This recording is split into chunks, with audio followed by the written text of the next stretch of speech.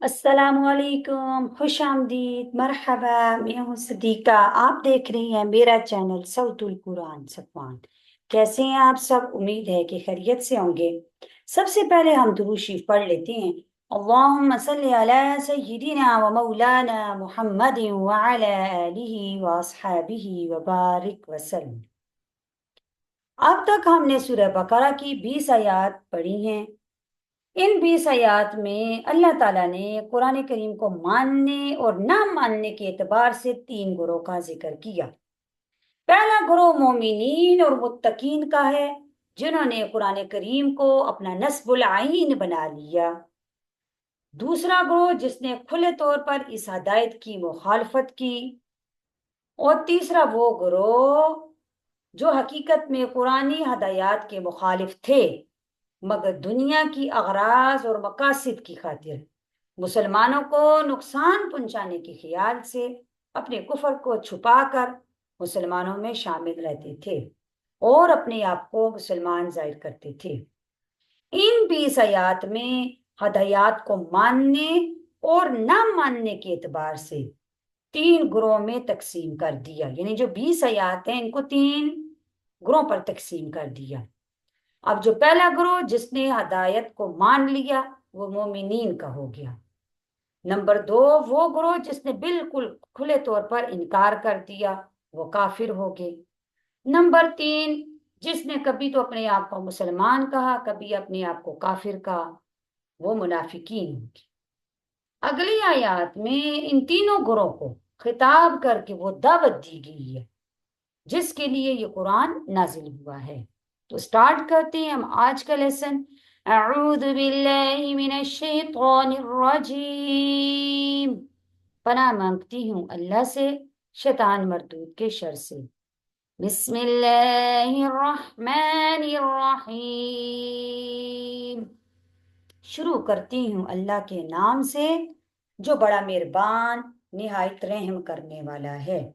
یا ایھا الناس اعبدوا، اے لوگو سعبدو تم عبادت کرو، ربکم الذی خلقکم، اپنے رب کی، خلقکم جس نے تم کو پیدا کیا، والذین من قبلکم اور جس نے تم سے پہلی قوموں کو پیدا کیا، لعلکم تتقون تاکہ تم پرہیزگار بن جاؤ۔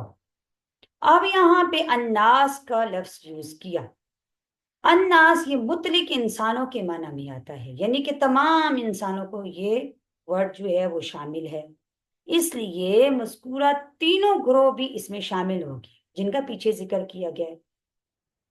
عبادت کے معنی اپنی پوری طاقت اور مکمل فرمانبرداری میں خرچ کر، خوف اور عظمت کی وجہ سے نافرمانی سے اپنے آپ کو دور رکھنا۔ رب کے معنی پروردگار، عبادت کرو اپنے رب کی جس ذات کی عبادت کی دعوت دی گئی ہے، اس کے علاوہ کوئی ہستی عبادت کی مستحق ہو ہی نہیں سکتی۔ خلقکم جس نے تمہیں پیدا کیا، والذین من قبلکم اور جو تم سے پہلے قومیں ہیں ان کو پیدا کیا۔ بطن مادر کی گندگیوں میں اتنا حسین و جمیل پاک و صاف انسان بنایا کہ فرشتے بھی رشک کریں۔ دنیا میں گمراہی اور آخرت میں عذاب سے نجات پانے کی امید تمہارے لیے اسی صورت میں ہو سکتی ہے کہ تم توحید اختیار کرو اور شرک سے باز آ جاؤ۔ لعلکم جو تتقون کا معنی ہے کہ دنیا میں گمراہی سے تم اسی صورت میں بچ سکتے ہو اور آخرت میں اللہ کی عذاب سے اسی صورت میں بچ سکتے ہو کہ تم توحید اختیار کرو اور شرک سے باز آ جاؤ۔ الذی جعل لکم الارض، الذی وہ ذات پاک، جعل لکم الارض جس نے بنایا تمہارے لیے ارض زمین کو، فراشن فرش، والسماء اور آسمان کو، بناء چھت، وانزل من السماء اور نازل کیا آسمان سے، ماء پانی، وانزل اور نازل کیا، من السماء آسمان سے، ماء پانی، فأخرج به پھر نکالا بھی اس پانی کے ساتھ من الثمرات پھلوں کو رزقا لکم تمہارے کھانے کے لیے فلا تجعلوا للہ پس نہ تم ٹھہراؤ یا نہ تم بناؤ اللہ کے ساتھ اندادن شریک وانتم تعلمون اور تم تو جانتے ہو۔ اس آیت سے پہلی آیت میں ان انعامات کا ذکر ہے جو انسان کی ذات سے ہیں۔ ذات سے کیسے کہ اے لوگو تم عبادت کرو اپنے رب کی جس نے تمہیں پیدا کیا، یہ ذات سے ہے۔ اللہ تعالیٰ کی جو یہ نعمت ہے انسان کی ذات سے ہے۔ لیکن اس آیت میں ان نعمتوں کا ذکر ہے جو انسان کے ارد گرد کی چیزوں سے متعلق ہیں۔ اس میں جو سب سے پہلے نمبر پر نعمت ہے زمین کی پیدائش کا ذکر ہے کہ انسان کے لیے ہم نے زمین کو فرش بنا دیا، نہ تو پانی کی طرح نرم نہ لوہے اور پتھر کی طرح سخت ہے، ایسا بنایا کہ انسان کی عام ضروریات زندگی میں کام آ سکے۔ جو دوسری نعمت ہے وَالسَّمَاءَ بِنَاءً کہ آسمان کو چھت بنایا، یہ دوسری نعمت ہے۔ یہاں پہ آسمان کو ہم نے تمہارے لیے چھت بنایا، اور یہ پہلی نعمت ہے کہ زمین کو فراشا فرش بنایا، کہ آسمان کو اللہ تعالیٰ فرماتے ہیں ہم نے ایک خوبصورت چھت بنایا، ستاروں کے ساتھ اس کو خوبصورت بھی بنا دیا۔ تیسری نعمت وَأَنزَلَ مِنَ السَّمَاءِ مَاءً کہ آسمان سے ہم نے تمہارے لیے پانی نازل کیا۔ فَأَخْرَجَ بِهِ مِنَ الثَّمَرَاتِ اس میں چوتھی نعمت کا ذکر ہے، اس پانی کے ذریعے پھل پیدا کرنا، پھلوں سے انسان کی غذا کا پیدا کرنا، رزق لکم تمہاری روزی کے لیے، تمہارے کھانے کے لیے۔ اس آیت میں اللہ تعالیٰ کی 4 صفات کا بیان ہے جو کسی اور مخلوق میں نہیں پائی جا سکتی۔